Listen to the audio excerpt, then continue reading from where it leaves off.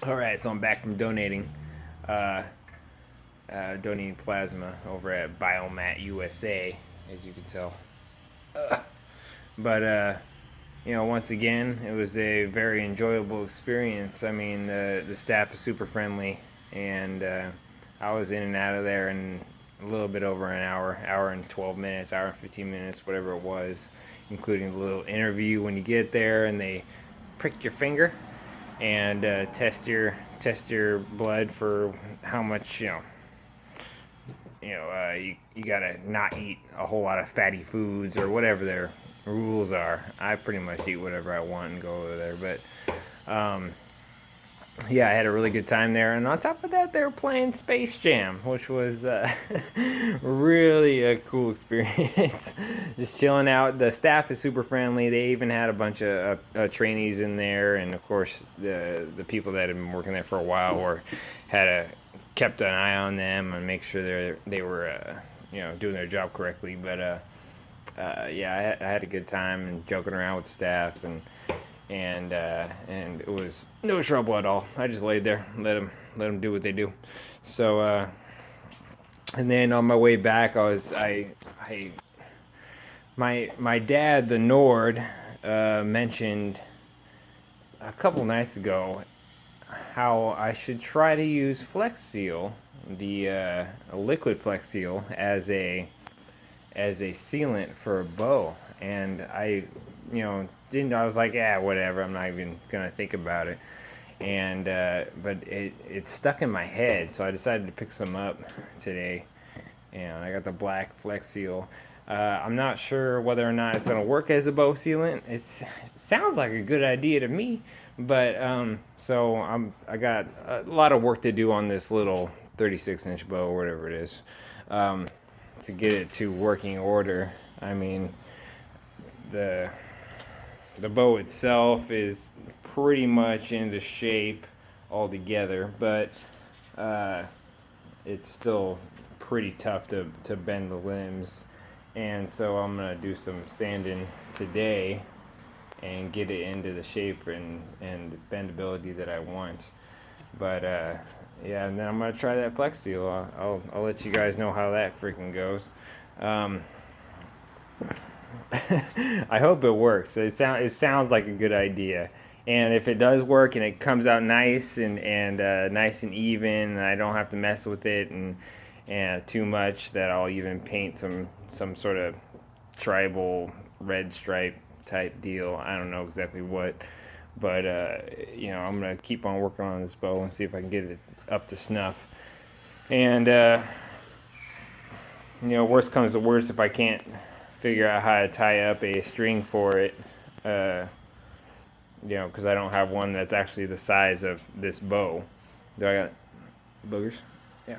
Um, that I'll probably go on Three Rivers Archery, uh, company that I've been using for different bow equipment, bow strings. They'll sell you full bow blanks so you can make your own bows like that. But I just been wanting to mess around and waste some time working on my own versions of other people's bows. But so I got home and cracked open a beer that I've tried a couple times since I've been seeing it in stores, and it's the see if you guys can see it or not.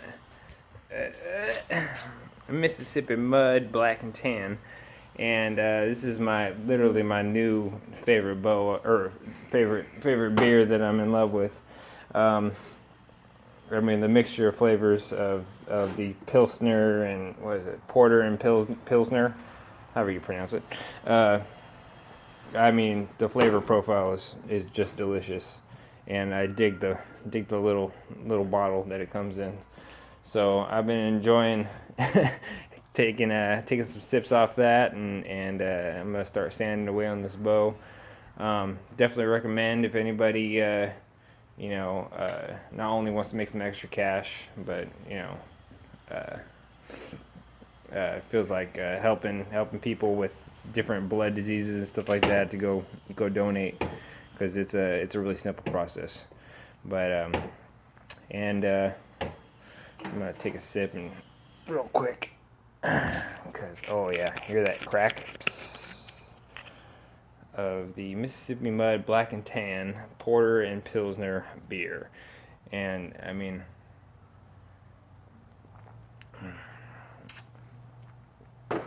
you can taste both beers in there. You think that they would mix together pretty well, and you would just be like in between the two, but immediately I taste the dark beer on the back of my tongue, and then the lighter tan beer just wash over, and it's just a perfect mixture. I've been digging on that pretty much since I first started drinking it. And so I also wanted to mention I was able to pick up a nice big old pork shoulder the other night, and we got it all set up in our crock pot, and that thing is just sizzling away, slow cooking, and I wish you guys could smell through the phone, because I mean, that might be weird, because who knows what kind of smells people would put through phones, but it smells delicious. I mean, I love it when our house is just smelling like good food.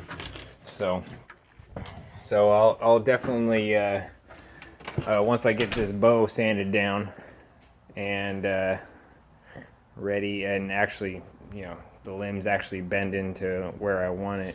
I'm also going to build a actual limb, bow limb stand, similar to what this little extra stand I got here, except for big enough to put a bow on, create notches in, and really pull it down and figure out the bend of the bow limbs.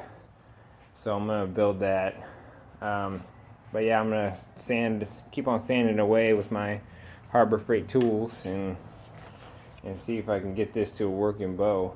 If I get this bending correctly and evenly, then I'll slap on the Flex Seal and let you guys know, or even just film it on whether or not it works.